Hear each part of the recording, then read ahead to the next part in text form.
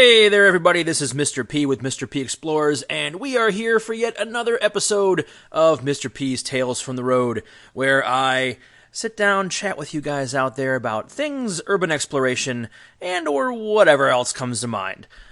Today is a beautiful Tuesday, or maybe not so beautiful Tuesday here in Cleveland. It's a little cloudy and gloomy out, but it's been a pretty good day, all things considered. I'm glad to be here with you guys right now to talk a little bit about some things that are near and dear to my heart today. One of the things that I love to talk with you guys about is my love for a certain city out there. Maybe you've heard of it, a little place called Gary, Indiana. Today's discussion is going to talk a little bit about why we go to Gary, what's going on in Gary, what's Gary all about. Those of you that have been there know that it is a very interesting place. It is a very interesting place with a lot of history, but a lot of sadness and a lot of heartache, and it's going through a lot of stuff right now as we speak. So the plan today is to kind of talk a little bit about, what's the allure of Gary? Why go to Gary? When most people outside hear the word Gary, they hear the name of Gary, Indiana, they think one of two things. They either think about the Music Man, the old musical, Gary, Indiana, that whole thing. That's what comes to mind. Or they think of crippling crime and depression. One of those two things, maybe both, come to mind. A little bit of history on Gary for you guys. It is a small city located in Lake County, Indiana. It's about 25 miles from downtown Chicago. Not a huge city, but back in the day it was a very powerful city, a steel city. In fact, they called it the Magic City because it was, it worked all kinds of magic, bringing jobs and industry to the area. Gary itself was named after a lawyer, of all things, a guy by the name of Albert Henry Gary, who happened to be the founding chairman of the United States Steel Corporation. That town was basically built for the steel industry. It was built from scratch. Its workers lived there, and anybody else who got hired by U.S. Steel eventually settled there, and it became this boom town. All right, and it was like that for a very long time. Although it was a very diverse city, unfortunately, it did suffer from a lot of segregation. There were certain sides of town, depending on what you looked like, you lived in that side of town, and that was it. And, it caused some tension over a while. Some serious tension, especially in the 60s and 70s. By the time the 1970s hit, you had some serious white flight going on in Gary. The steel mills started to close. U.S. Steel started to pull out of Gary, and other factories started to go as well. And anybody who could get out, got out. Anybody who couldn't get out, who couldn't afford to get out and find jobs elsewhere, were stuck there with whatever opportunities were left, which was less and less by the year. So by the 1970s, Gary was in steep decline. By the 1980s, thousands of people had left. Whole areas of town were left abandoned, and that increased over the 90s and into the 2000s. All right. It was known for these huge steel mills, and then the steel mills left, and all that they really had to cling to at that point was the fact that was the birthplace of Michael Jackson and his family. So Gary has seen better days, and if you've ever looked at pictures of Gary way back in the day, it was a beautiful town, beautiful city. All that steel money was pumped into its schools, its public buildings, even its post office was insanely amazing. We'll talk a little bit about the post office later. But, unfortunately, as of 2020, the town only has 69,000 people living in it. That's the huge area around it.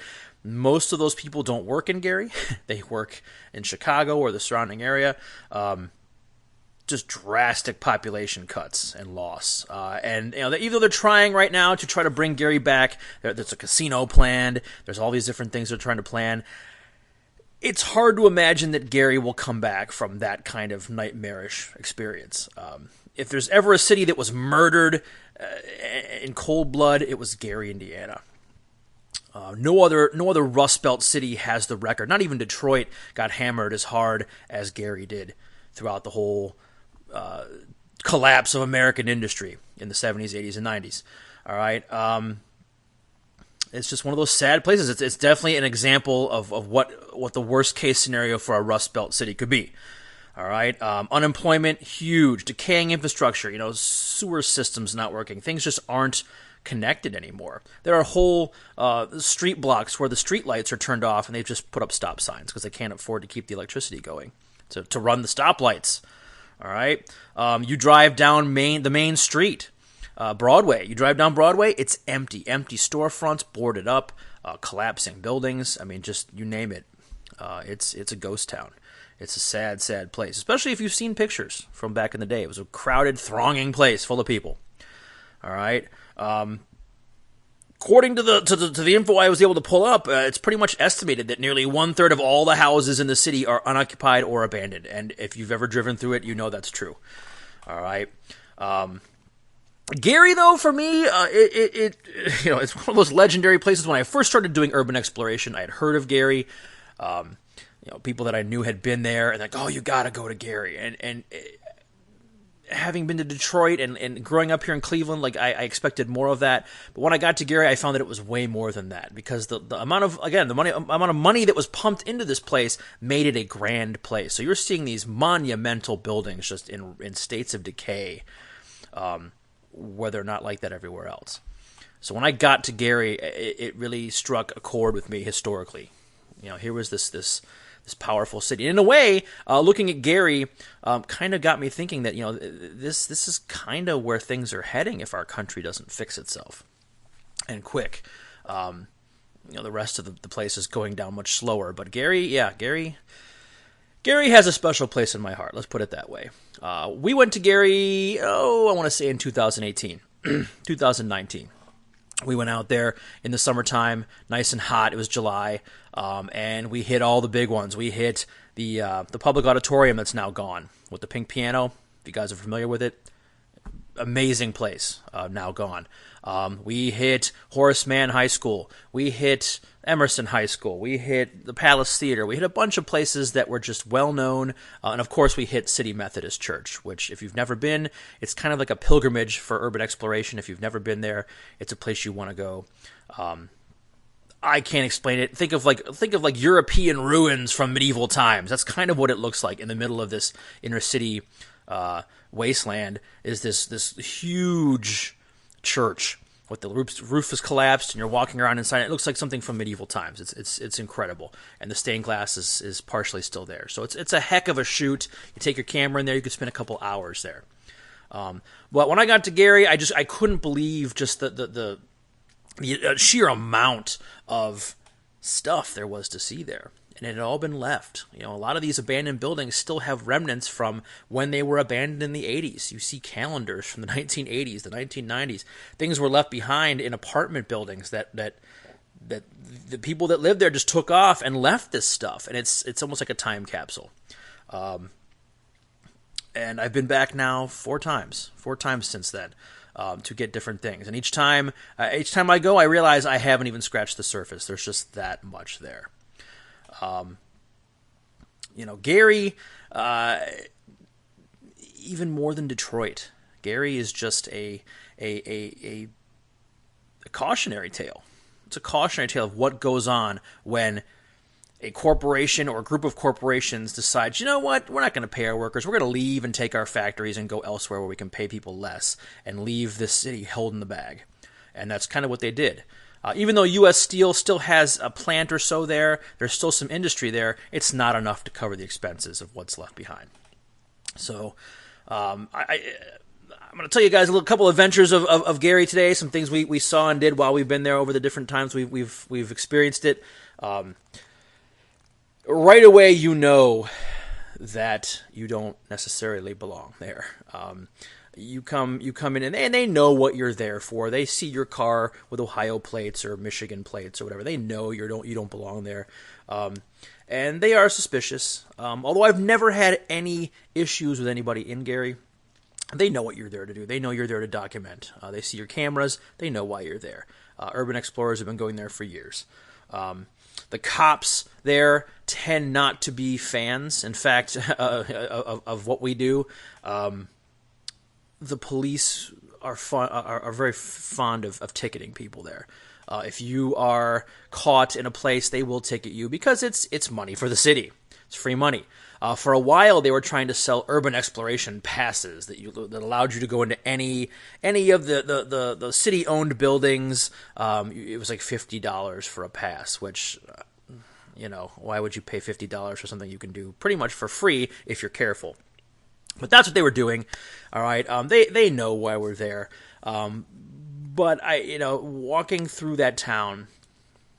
Again, it's heartbreaking. It's heartbreaking because you can see the glory. You can see what it used to be decades ago. You can see the people all dressed up in their Sunday best, walking the streets. You can see all the shops open. You can see cars everywhere. You can see all that in your mind. You can see the department store that's downtown.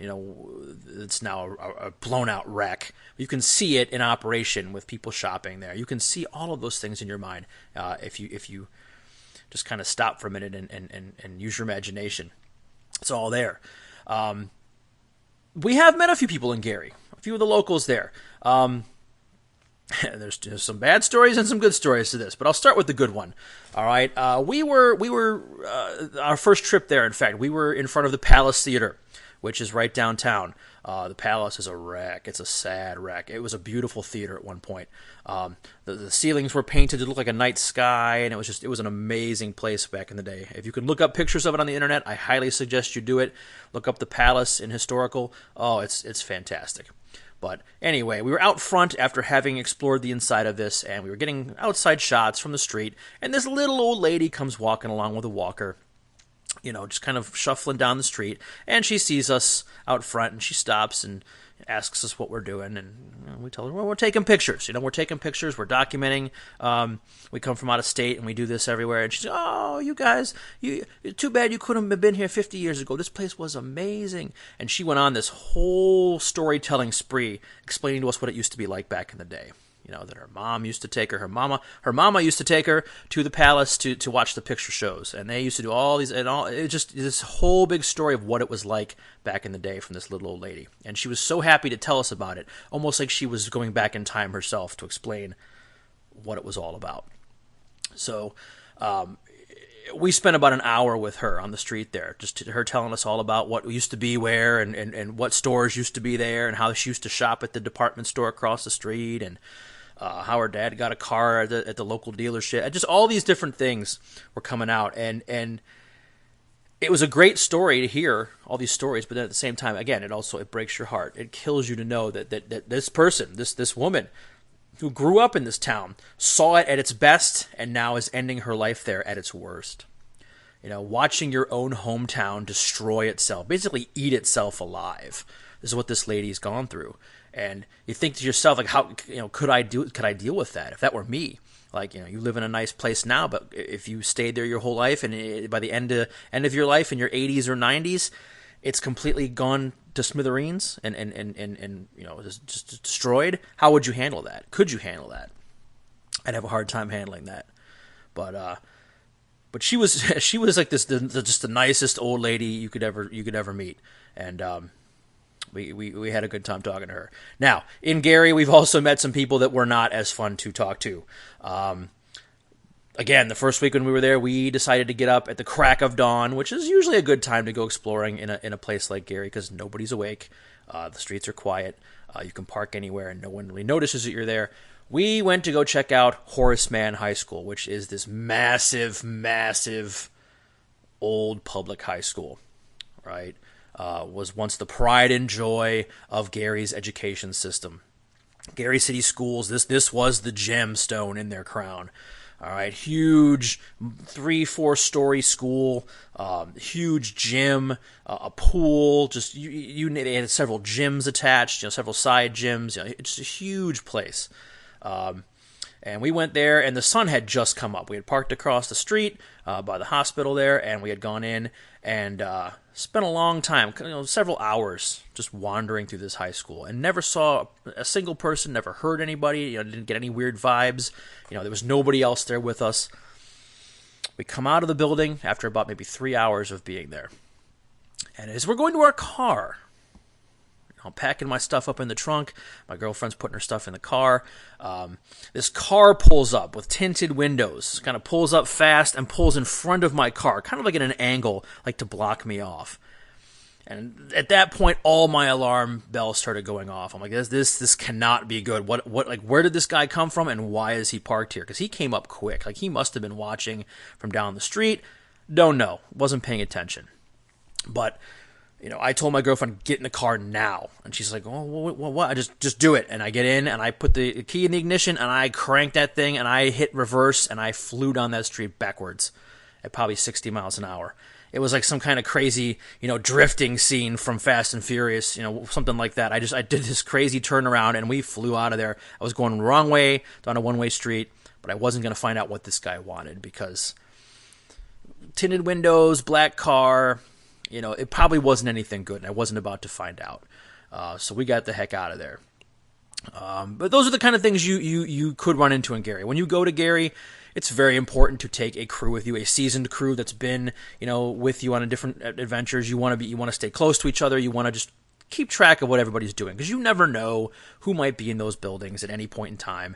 You don't know. It could be crackheads. It could be fellow adventurers and explorers, photographers. It could be scrappers. It could be any number of different, local kids, gang members. Who knows? You want to make sure that you're close together, so if you have to beat a hasty retreat, you are good to go.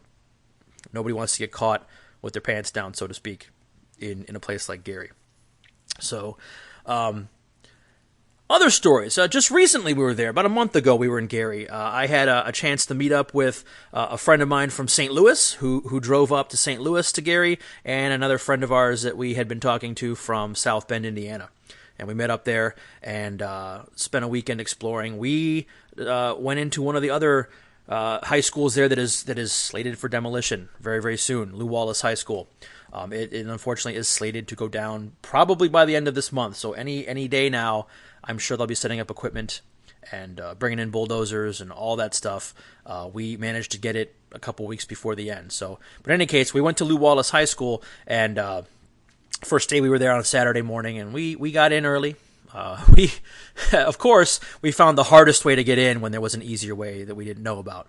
We climbed through this little, basically where a vent had been kicked out of a side room. We climbed through the frame of the vent, and if you guys have ever seen me, you probably don't know this, but I'm a big dude, and squeezing through there was not fun at 7 in the morning. But we managed to get in, and we spent a long time just kind of walking the halls and checking things out and trying to get as much as we could documented, because this place is going to be gone. There will be no second time to come. We spent a lot of time there wandering the halls, and as we were in the main gym, we started hearing barking. Like loud, raucous, like barking from dogs. And I was like, it's got to be outside. Somebody's got to have dogs in their yard. Someone's got to have something going on here. So I guess let's but it sounds like it's coming from inside almost. It was that close. So we went searching for what was where these dogs were, and what do we find in a locked classroom? But 2 pit bull puppies that someone had stranded there, like with their leashes. Right, with their collars on, somebody had abandoned these 2 puppies in this locked classroom. These dogs could not get out. They'd probably been there for a few days. They were looking very hungry. They had, you could see their ribs. Someone had left these poor dogs to die in this building, which is horrible. Any number of scenarios it could have been. They could have been bait dogs for dog fights, which sadly happens a lot in Gary. There are dog fights, not just in Gary, but it's a way to make money. It's a betting game. They use these poor puppies as bait for older dogs to hunt and kill, which is barbaric, but it's what it is. Who knows? But in any case, these dogs had been abandoned there. They'd been left behind to fend for themselves, and it was obvious they couldn't get out of the room. So as soon as we showed up, it was a whole different ballgame. They started wagging their tails, and luckily, a great ending to the story. We were able to get our friend from South Bend who has done this before, who has rescued dogs, who in fact has rescued a dog, another pit bull from a different school in Gary, was able to get a hold of friends of hers who could come pick the dogs up, came and met us and took the dogs and was able to get them to a shelter. And the last time I had heard, at least one of them had been adopted. I don't know about the second one, but they had been taken someplace safe, fed, cared for, and hopefully adopted. So that was a cool end of the story for that. But it was a crazy morning. It kind of put a strange crimp in our plans to explore because, for about an hour we were trying to figure out what to do with these dogs. Luckily, it all turned out okay. But we wound up exploring the rest of the building. We met up with friends of ours from Milwaukee who also met us there. It was a great weekend full of cool stories. Hopefully, I'll tell some more of those stories later on or in another show. We'll see. I've explored a good deal of Gary now. Most of the main spots that are there. The post office is an amazing place. It's this huge open area full of woodblock flooring and just you could tell it was built in like the 1930s during the WPA. It has WPA written all over it. Okay, the 1930s, that kind of stuff. It just this massive building. A lot of the roof is gone because a lot of the roof was skylight, and that's all gone now. But it's this weird situation here where you've got light coming down, you've got these woodblock, but you also have like moss and trees growing through the floor. It's this bizarre situation of entropy when you walk into this place, but it's totally amazing to go there. All right. Where else have we been? Let's see. Well, on top of City Methodist, of course.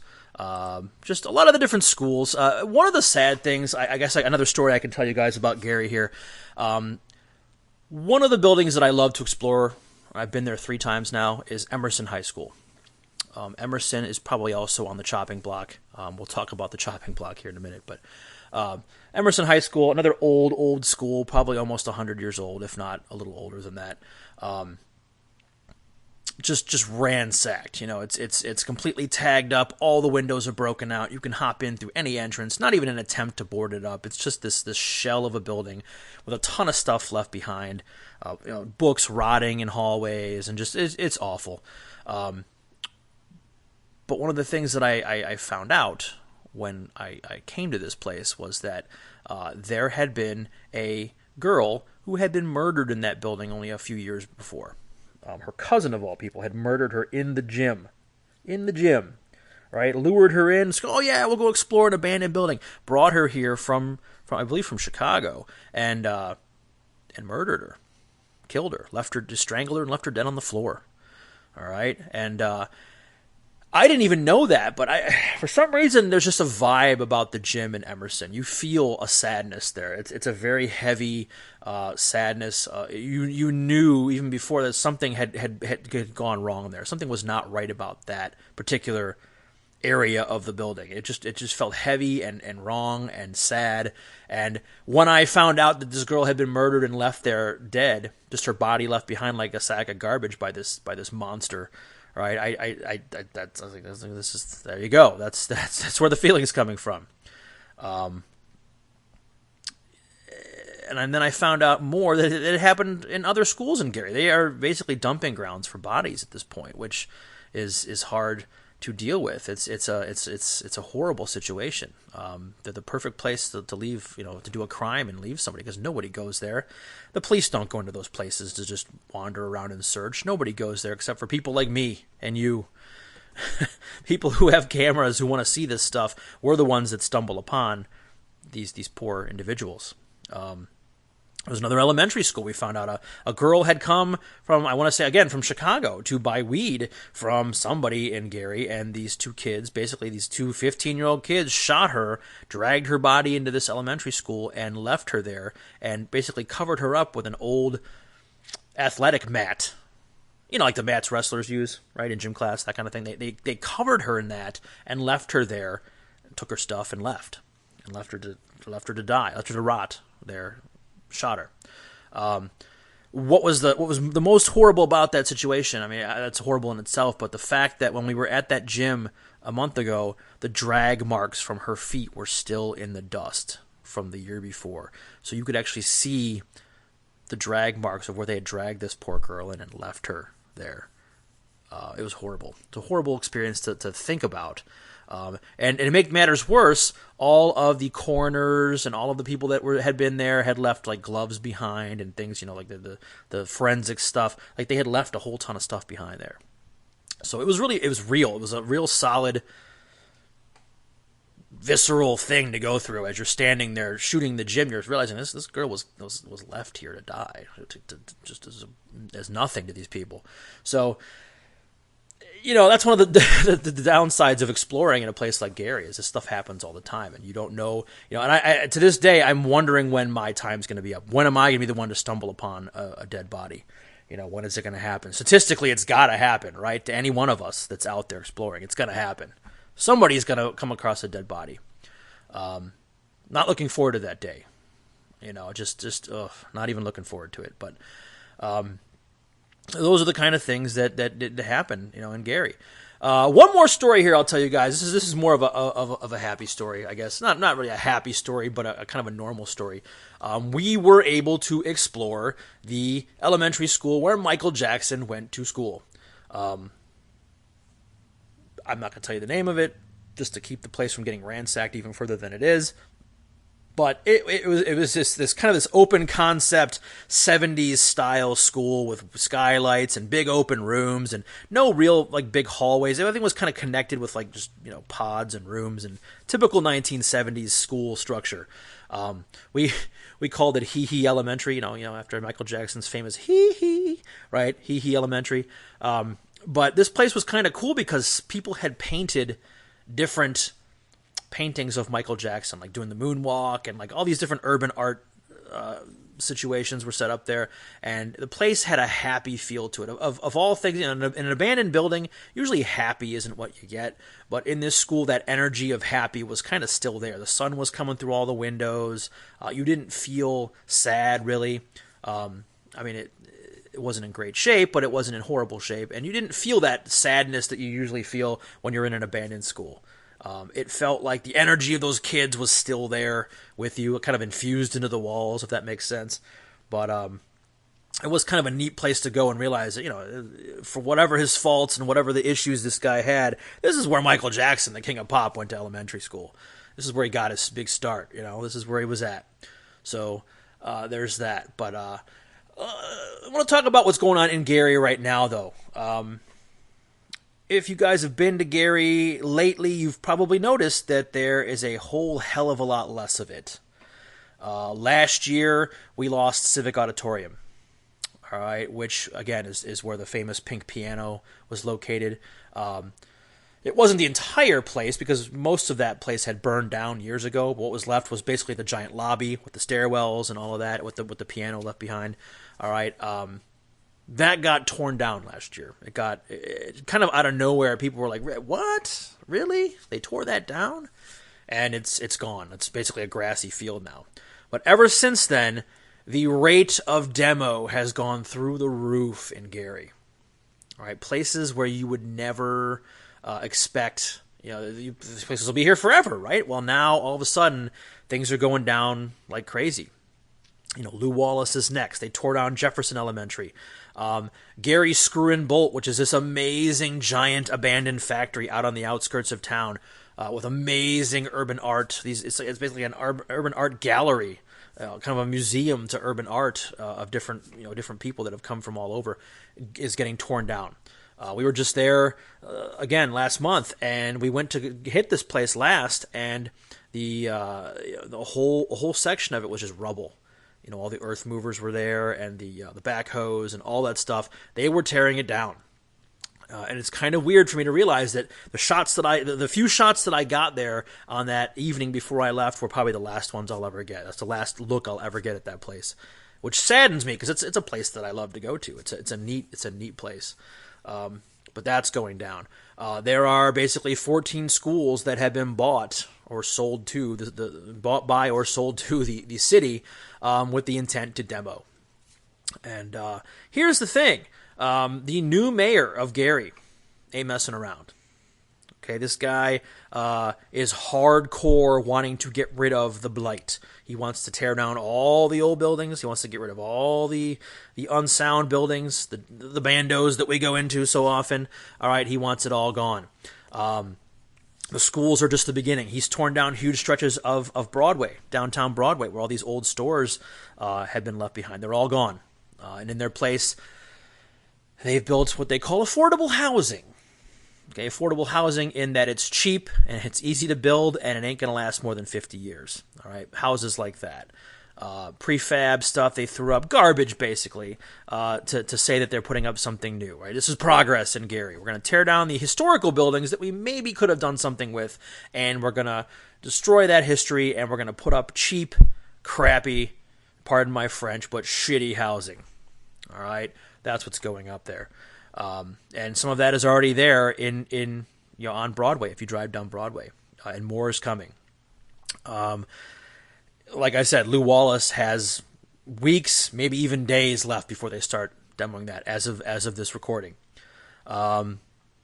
this guy even wants to go after City Methodist, which kills me because that is a landmark. That's almost like, in the urban exploration community, City Methodist is almost kind of like a mecca. Like, when you go, if you're a Muslim and you go on Hajj, right? You go on your pilgrimage to the Middle East and you go to Mecca. That's kind of like going on Mecca. It's going to Mecca and seeing like the heart of it all. City Methodist is well known around the world as one of the premier, have to see urban exploration sites. I mean, it's kind of like almost as silly as it is, it's a tourist spot almost. He wants to tear it down. He wants to get rid of it. This guy, his name is Jerome Prince, and he actually went to Lew Wallace, so he kind of has a vested interest in getting rid of this building. It must piss him off that his alma mater is in such horrible shape, so maybe that's what he's doing. Now, the reason why this is happening, my best bet, all right, since COVID hit, all of these cities like Gary are getting tons of free federal money to deal with blight and to try to hopefully bring back the economy of these places. So they are on a rampage right now. And you're seeing it not just in Gary. You're seeing it in Cleveland. You're seeing it in Detroit, St. Louis, probably to another extent, a smaller extent, in Chicago, Buffalo. All of these places that we would normally explore in are seeing a huge demo blitz going on right now because they now have money to spend on it. In Cleveland, we lost Victorine last year. Victorine was another cool factory, which maybe I'll tell a story about that another time.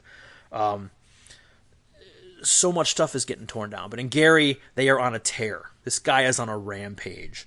Now, I get it, right? From his perspective, all right, from his perspective, he's a mayor. He's got to do this kind of stuff. He's got to bring his town back to life. All right, he's got the money to do it. He's got the ability to tear down some of these buildings where people could get hurt. He doesn't want liability. He doesn't want anybody to sue the city. So it makes sense for him to tear this stuff down. I get it, but it kills me as a photographer. It kills me as a historian. It kills me as an urban explorer that these places will be gone forever. That'll be it. No more. It's gone.